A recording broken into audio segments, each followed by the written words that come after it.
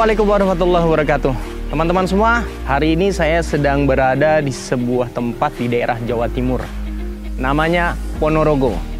Teman-teman kalau dengar kata Ponorogo itu biasanya teringatnya apa? Yang paling terkenal di Ponorogo itu biasanya apa? Ya betul, seni budaya reog.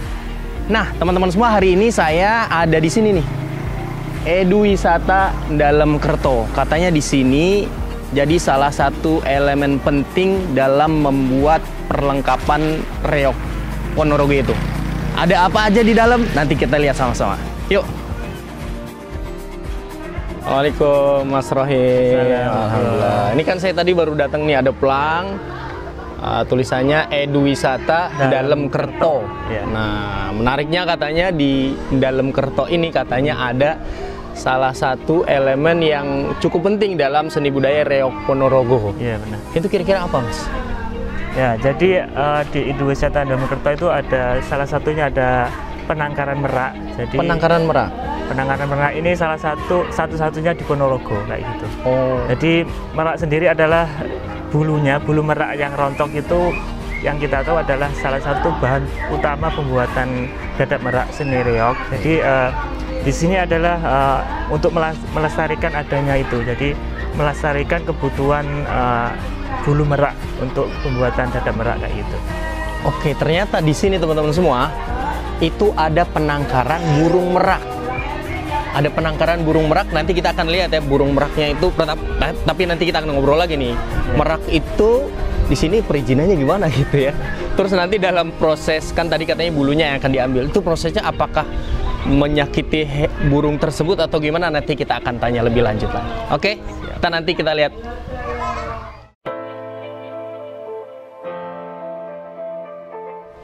Nah ini Mas Rohim ya. Ini jumlah merak yang ada di Dalem Kerto nih. Edu Wisata Dalem Kerto ini ada berapa?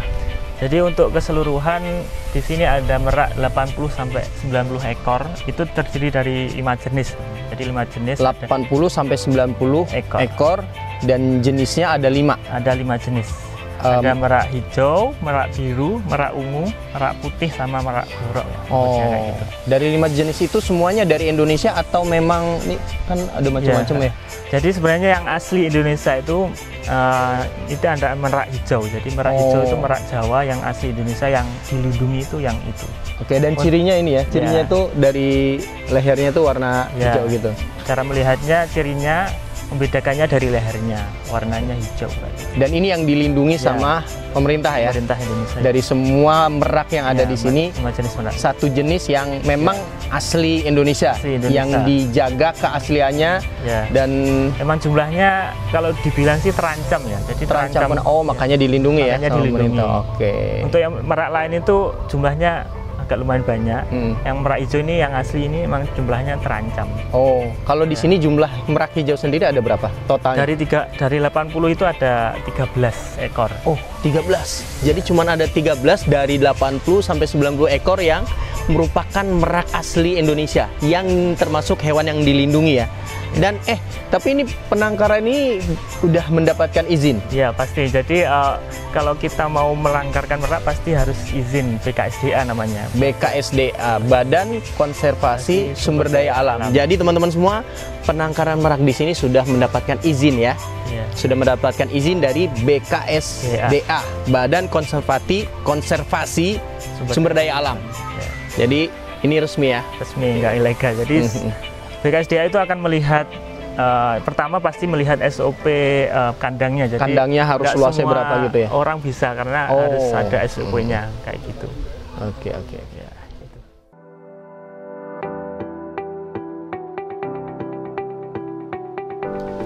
Mas Rohim, ini kan di sini Edu Wisatanya salah satunya adalah penangkaran burung merak. Nah, dulu ketika pertama kali ini didirikan tuh tujuannya salah satunya apa?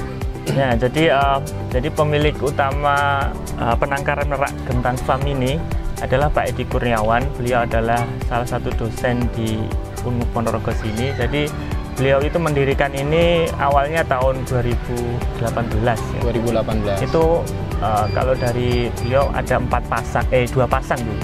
2 pasang merak hijau kayak gitu. Jadi awalnya itu 2018 sampai sekarang kayak gitu. Kalau tujuannya sendiri sih sebenarnya ada dua. Jadi tujuan pertamanya untuk melestarikan hewan merak yang hampir punah karena emang kondisinya terancam kayak gitu. Yang kedua itu untuk melestarikan budaya juga, melestarikan budaya Reog Ponorogo yang berkaitan dengan merak juga karena memang Reog Ponorogo itu yang dadak meraknya itu bahannya kan dari bulu merak kayak gitu. Jadi makanya jadi melestarikan merak ini sekaligus untuk melestarikan seni kesenian budaya Reog Ponorogo kayak gitu. Ponorogo ya. Ya, itu. Jadi teman-teman semua, di antara tujuan berdirinya penangkaran burung merak yang ada di sini itu yang pertama pelestarian burung meraknya sendiri. Kemudian yang kedua terkait dengan seni budaya lokal yaitu Reog Ponorogo yang salah satu bahan penting dari Reog Ponorogo itu salah satunya adalah dari bulu burung merak ini. Ya, benar. Nah, itu kalau jargonnya dari sini itu sebenarnya konservasi budaya dan membudayakan konservasi. Itu gimana tadi? Konservasi budaya dan membudayakan konservasi. Oke, konservasi budaya dan membudayakan konservasi ini penting nih, penting menjadi bagian dari kita semua, bagian dari budaya ya. Budaya pertama budaya lokal yang local wisdom, kemudian terkait dengan ini ya apa namanya ekologi juga ya. Ya benar. Jadi konservasi budaya berkaitan dengan reog. Kalau membudayakan konservasi, jadi semua hal yang di lingkungan kita lah, alam kita itu kita budayakan untuk menjaga. Kita jaga keseimbangan merak alam ini.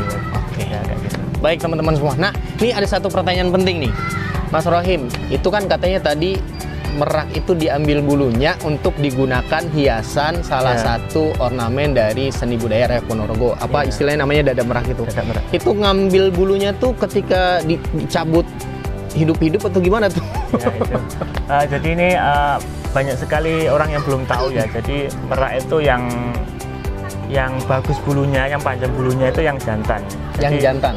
Jadi jantan itu akan mekar setiap kali akan kawin kayak gitu. Jadi masa kawinnya setiap bulan Juli sampai Desember.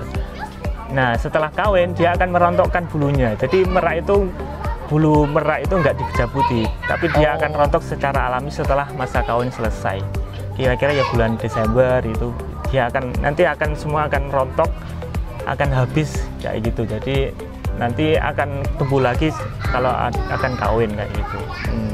Jadi ada informasi penting juga nih teman-teman semua. Pertama, ternyata burung merak yang bulunya paling panjang, yang paling indah itu ternyata jenis kelaminnya jantan, bukan yang betina. Ya. Dan dia ketika akan memasuki musim kawin musim kawin setelah mereka melakukan proses perkawinan, itu yang jantan itu merontokkan bulunya. Itu semuanya, maksudnya sampai nanti bertahap ya, sampai nanti dia seperti sampai habis, sampai nanti tampilannya ya kayak betina malah.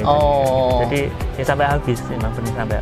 Dan bulu itu yang diambil, yang digunakan untuk hiasan. Jadi teman-teman semua bukan meraknya masih hidup terus cabutin ya, itu tidak berperi kehewanan. Ya pastinya tidak berperi keburungan.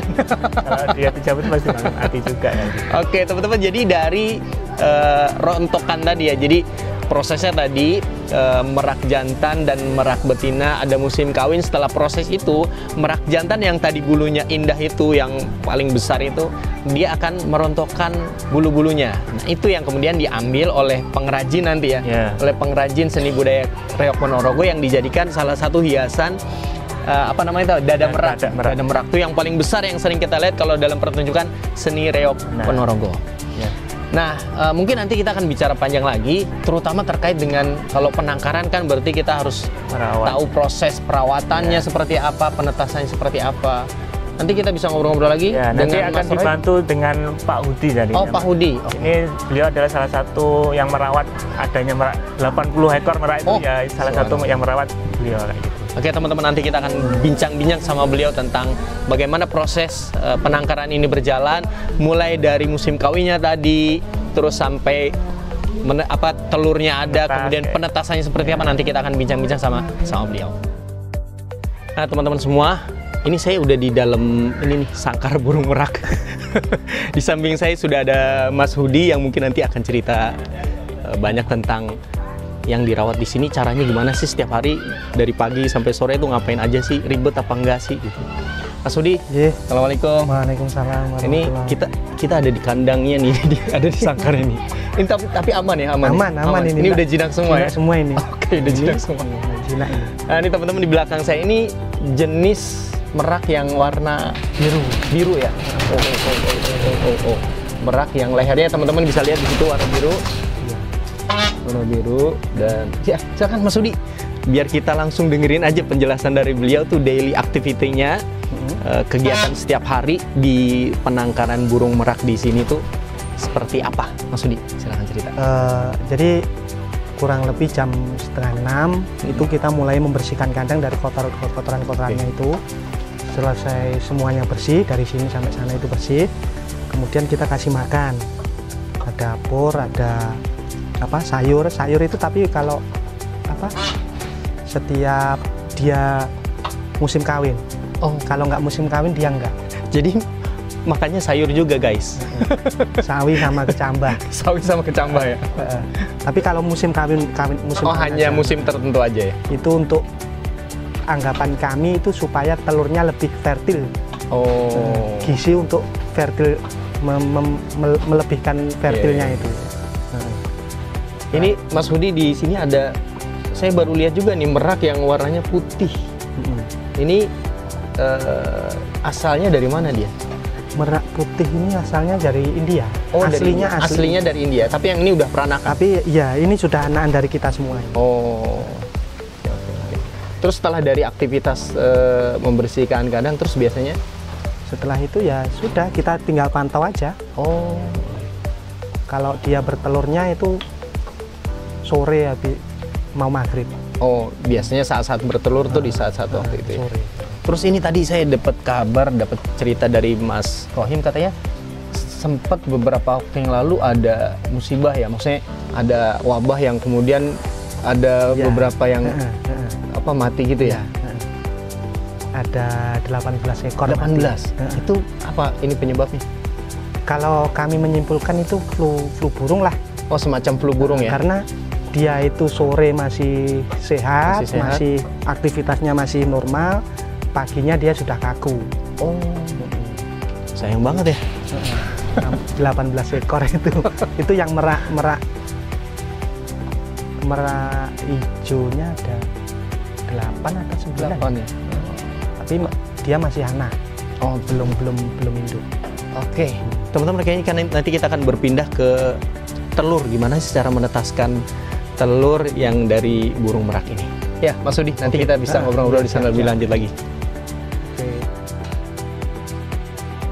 Nah, teman-teman semua, sekarang kita sudah ada di tempat penetasan. Jadi ternyata, mungkin nanti Mas Hudi cerita, ini cara menetaskannya itu apakah memang dieremin langsung sama merak itu, seperti kayak kalau kita ngelihat ayam ya, ayam, bebek segala macam tuh, kalau di peternakan kan mereka yang mengeramkan langsung. Ini kalau merak kira-kira gimana, Mas Hudi? Kalau merak itu sore dia bertelur, paginya kita ambil. Diambil ya? Tapi kalau enggak segera kita ambil, telurnya itu nanti akan dipatok sama induknya. Jadi mah harus segera diambil. Terus dari diambil itu dibawa ke? Diambil itu kita kumpulkan dulu, enggak kita langsung masukkan ke inkubator. Kita kumpulkan ada 4 atau 5, baru kita masukkan ke inkubator. Jadi penetasannya nanti di inkubator ya? Inkubator. Ini tujuan kami dikumpulkan dulu, nggak langsung dimasukkan, itu supaya dia nanti pada saat dia menetas, dia nggak sendirian.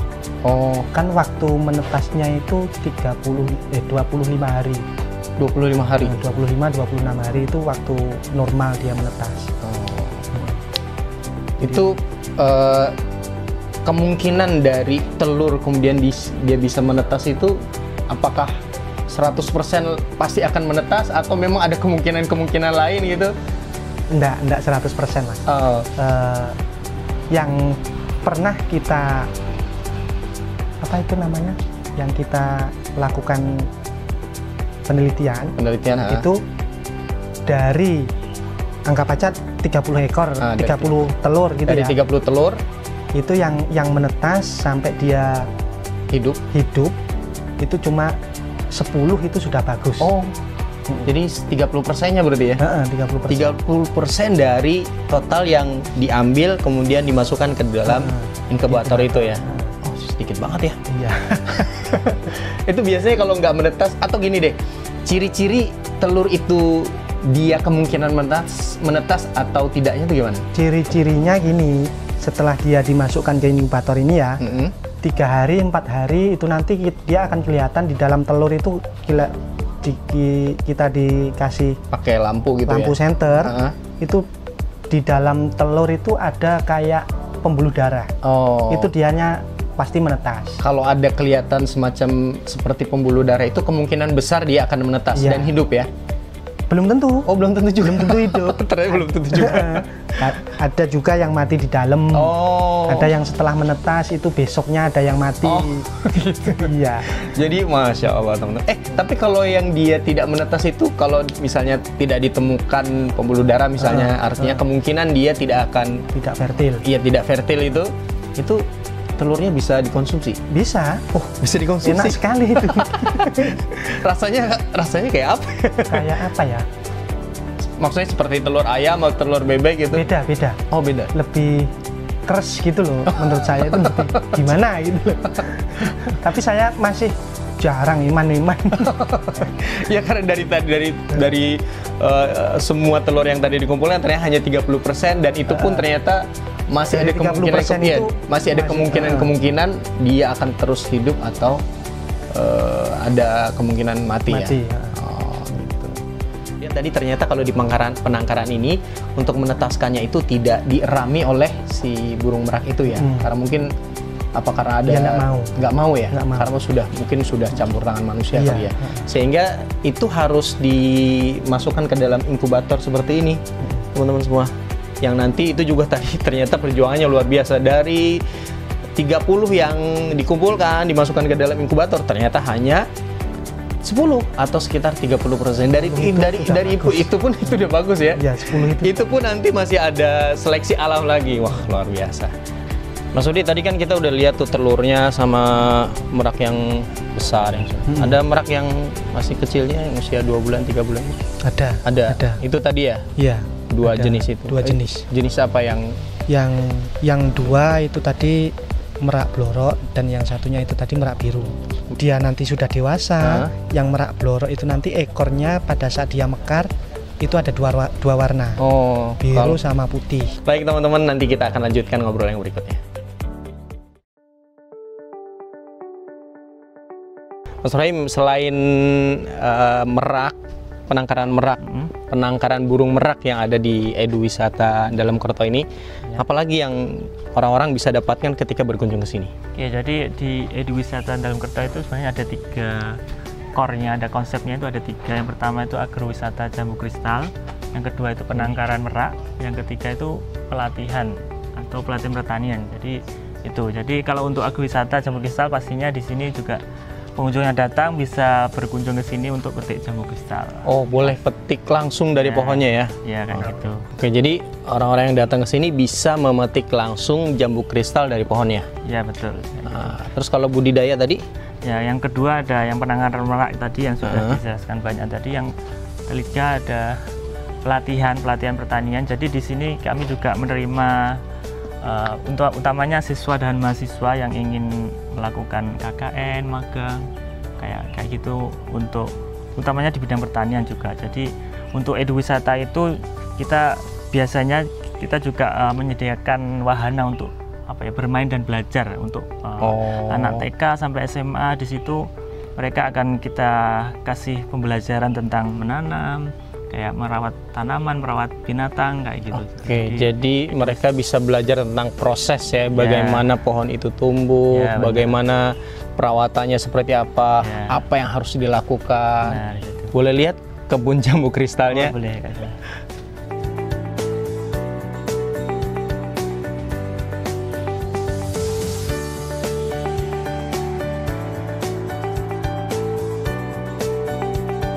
Jadi teman-teman semua, ini luar biasa, keren banget tempat ini. Jadi di Ponorogo ada satu tempat yang kalau teman-teman kesini kayaknya wajib datang ke sini deh. Masih free ya? Iya, masih free. Itu. Kecuali nanti buat kegiatan-kegiatan yang sifatnya outing kelas dan segala macam yang rombongan butuh ada kegiatan nanti mungkin ada biaya tertentu. Tapi kalau teman-teman secara personal datang ke sini nanti bisa datang langsung ke tempat ini melihat aktivitas bagaimana burung merak itu mereka dirawat, kemudian dari telurnya nanti bisa ada yang ditetaskan. Pokoknya yang unik-unik nanti teman-teman bisa banyak tahu. Sekaligus juga teman-teman bisa wisata juga. Pengen tahu jambu kristal seperti apa, bisa petik langsung. Terus nanti, ini alamat lengkapnya di mana, Mas Rohim? Jadi Eduwisata Dalam Kerto alamatnya di Dusun Gentan, Desa Ngrupit, Kecamatan Jenangan, Ponorogo. Bisa teman-teman langsung cek di Google Map ada. Di Google Map teman-teman bisa cek. Dalam Kerto gitu. Dalam Kerto, Endalem Kerto pakai N, Endalem Kerto. Cari Google Map langsung nanti menuju ke alamat yang ada di sini. Baik, terima kasih Mas Rohim, luar biasa. Kita hari ini bisa banyak belajar dan belajarnya itu menyenangkan. Belajar tentang seni budaya yang menyenangkan, belajar tentang ekologi yang menyenangkan di Ponorogo. Keren banget. Sampai ketemu lagi di episode berikutnya.